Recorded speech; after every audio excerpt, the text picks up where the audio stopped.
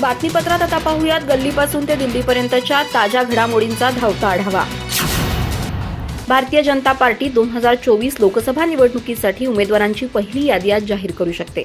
या यादीत पंतप्रधान नरेंद्र मोदी, गृहमंत्री अमित शहा, संरक्षण मंत्री राजनाथ सिंह यांच्यासह सुमारे 155 जणांची नावं समाविष्ट असल्याची चर्चा आहे। पंतप्रधान मोदींना वाराणसीतून, अमित शहा यांना गांधीनगरमधून, राजनाथ सिंह यांना लखनौमधून, स्मृती इराणींना अमेठीतून, धर्मेंद्र प्रधान यांना ओडिशातील संबलपूरमधून, ज्योतिरादित्य सिंधिया यांना ग्वाल्हेर शिवपुरी गुणामधून, शिवराज सिंह चौहान यांना भोपाळ विदिशामधून आणि संबित पात्रा यांना पुरीमधून तिकीट दिलं जाऊ शकतं। याशिवाय भिवानी बल्लभगडचे भूपेंद्र यादव, दिब्रुगडचे सर्बानंद सोनोवाल, राजौरी अनंतनागचे रवींद्र रैना, कोटा येथील ओम बिर्ला, ईशान्य दिल्लीचे मनोज तिवारी, पश्चिम दिल्लीचे परवेश वर्मा आणि असनसोलमधून भोजपुरी गायक आणि अभिनेता पवन सिंह यांचा समावेश आहे। केंद्रीय निवडणूक समितीची बैठक गुरुवारी दिल्लीतील भाजप मुख्यालयात झाली। यामध्ये 17 राज्यातील 155 लोकसभेच्या जागांवर रात्री 11 ते 3:15 पर्यंत सुमारे 4 तास मंथन झालं। या बैठकीला पंतप्रधान मोदी, अमित शहा, राजनाथ सिंह यांच्याशिवाय भाजप शासित राज्यांचे मुख्यमंत्रीही उपस्थित होते। लोकसभा निवडणुकीत भाजपनं जास्तीत जास्त महिला उमेदवार उभं करण्याची तयारी केली आहे। बुधवारी पक्षाच्या कोअर ग्रुपमध्येही यावर एकमत झालं। या बैठकीत केंद्रीय मंत्री निर्मला सीतारामन आणि स्मृती इराणी यांच्यासह महिलांना कुठं उभं करायचं यावरही चर्चा झाली। एका ज्येष्ठ नेत्यानं सांगितलं की यावेळी महिला उमेदवारांची संख्या गेल्या वेळेपेक्षा 33% जास्त असेल। 2019 मध्ये भाजपच्या तिकिटावर 53 महिलांनी लोकसभा निवडणूक लढवली होती। 33% अधिक 70 महिलांना तिकीट मिळू शकतं। यापूर्वी कोअर ग्रुपच्या बैठकीत 23 राज्यातील संभाव्य उमेदवारांची यादी सादर करण्यात आली होती। नव्या चेहऱ्यांचीही चर्चा झाली। विधिमंडळ अधिवेशनाच्या शेवटच्या दिवशी मोठ्या घडामोडी घडतायत। विधिमंडळ परिसरात मंत्री दादा भुसे, आमदार महेंद्र थोरवे यांच्यात धक्काबुक्की झाली। त्यानंतर सभागृहात भाजप आमदार आशिष शेलार आणि शिवसेनेच्या ठाकरे गटाचे आमदार भास्कर जाधव यांच्यात हमरीतुमरी झाली। या दोन्ही घटनांमुळे सभागृहाचं वातावरण चांगलंच तापलं। शिवसेनेच्या ठाकरे गटाचे नेते भास्कर जाधव यांनी शुक्रवारी विधानसभेत हे सभागृह किती वेळ चालेल यावर प्रश्न उपस्थित केला। विरोधी पक्षांनी घसा कितीही फोडला आणि कितीही कंठशोष केला तरी सरकारला त्याचं काहीही देणं घेणं नाही। सरकार एका मस्तीत आहे असं ते म्हणाले। सद्यस्थितीत विधानसभेचा वापर वैयक्तिक हिशोब चुकते करण्यासाठी केला जातोय। हे प्रथमच घडतंय। आपल्यासारखा माणूस अध्यक्ष म्हणून बसतो, एखादा इथे येतो, कुणावर तरी आरोप करतो आणि आपण वरून आदेश देऊन टाकता। याची SIT लावा, त्याची चौकशी लावा, हे प्रकार आम्ही केव्हाच बघितले नाहीत असं ते म्हणाले। हवेच कशाला असे अधिवेशन, संपूर्णच टाका ना, असंही भास्कर जाधव यावेळी जोर देत म्हणाले। भास्कर जाधव यांच्या या टीकेचा भाजप नेते आशिष शेलार यांनी समाचार घेतला। विरोधी पक्षांकडून सध्या सभागृह किती वेळ चालेल याचा आव आणला जातोय, पण त्यांचं सरकार असताना किती दिवस अधिवेशन घेतलं, किती दिवस सभागृह चालवलं। विरोधक कोविडचे कारण देत होते, पण तेव्हा संसदही सुरू होती, अन्य राज्यातील विधानसभा सुरू होत्या, पण आपलं कामकाज बंद होतं असं ते म्हणाले। मंत्री दादा भुसे मला बोलले म्हणून मी त्यांना बोललो। आम्ही आमदार आहोत, आमच्याशी अशा भाषेत बोलू नका असं मी त्यांना सांगितलं। आम्ही देखील 3 ते 3.5 लाख लोकांचे प्रतिनिधित्व करतो। आम्ही सुद्धा सभागृहात येऊन जनतेची कामं करत असतो, त्या कामासाठी मंत्र्यांकडे पाठपुरावा करत असतो। मात्र मंत्री अशा पद्धतीनं वागतात, त्या गोष्टीचं फार दुःख होत असल्याची खंत कर्जतचे आमदार महेंद्र थोरवे यांनी व्यक्त केली। दादा भुसे अत्यंत ॲरोगंट मंत्री असल्याचा आरोप देखील आमदार महेंद्र थोरवे यांनी केला। मुख्यमंत्री एकनाथ शिंदे यांचे मंत्री दादा भुसे आणि कर्जतचे आमदार महेंद्र थोरवे यांच्यात विधिमंडळाच्या परिसरामध्ये धक्काबुक्की झाल्याची चर्चा विधिमंडळात रंगली आहे। या पार्श्वभूमीवर आमदार महेंद्र थोरवे यांनी एका खासगी वृत्तवाहिनीला दिलेल्या मुलाखतीत वरील आरोप केलेत। या संबंधित विधिमंडळात देखील जोरदार चर्चा रंगली। विरोधी पक्षाच्या आमदारांनी सत्ताधारी पक्षावर जोरदार हल्ला चढवला।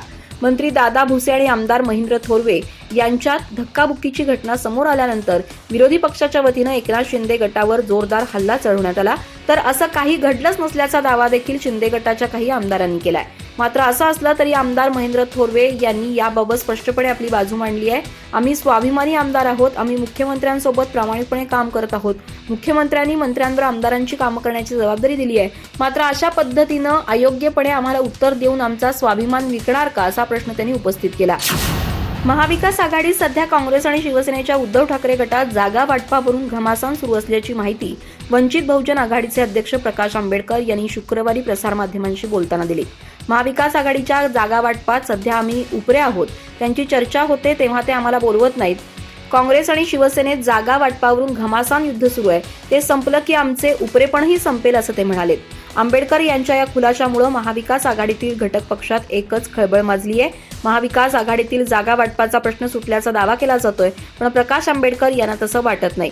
त्यांनी गुरुवारी पत्रकारांशी संवाद साधताना सध्या महाविकास आघाडीतील काँग्रेस आणि ठाकरे गटात जागा वाटपावरून घमासान सुरू असल्याचा दावा केला. भवियातील जागा वाटपाचा तिढा अजून सुटलेला नाही. सध्या काँग्रेस आणि उद्धव ठाकरे यांच्या शिवसेनेत त्यावरून भांडण सुरू आहे. ते संपलं की आम्हाला बोलवतील. महाविकास आघाडीत कमीत कमी 15% ओबीसी आणि 3 मायनॉरिटीचे उमेदवार असले पाहिजे अशी आमची अट आहे. त्यावर आम्ही बोलू, असं प्रकाश आंबेडकर यांनी सांगितलं. केंद्रीय मंत्री नितीन गडकरी यांनी पुन्हा एकदा केंद्रातील नरेंद्र मोदी सरकारच्या विकासाच्या दाव्याचे वाभाडे काढलेत. देशभरातील शेतकरी, मजूर, गरीब आज दुःखी आहे. कारण जल, जमीन, जंगल आणि जनावर, ग्रामीण शेती, आदिवासी भाग या ठिकाणी चांगले रस्ते नाहीत, पिण्यासाठी शुद्ध पाणी नाही, चांगली रुग्णालये नाहीत, चांगल्या शाळा नाहीत, शेतकऱ्यांच्या उत्पादनांना चांगले दर मिळत नाहीत, असे गडकरी म्हणाले. नितीन गडकरी यांनी ललन टॉपला दिलेल्या मुलाखतीत दिल्लीच्या वेशीवर सुरू असणाऱ्या शेतकरी आंदोलनावर आपली रोखठोक भूमिका व्यक्त केली. काँग्रेसने त्यांचा एक व्हिडिओ ट्विट केला आहे.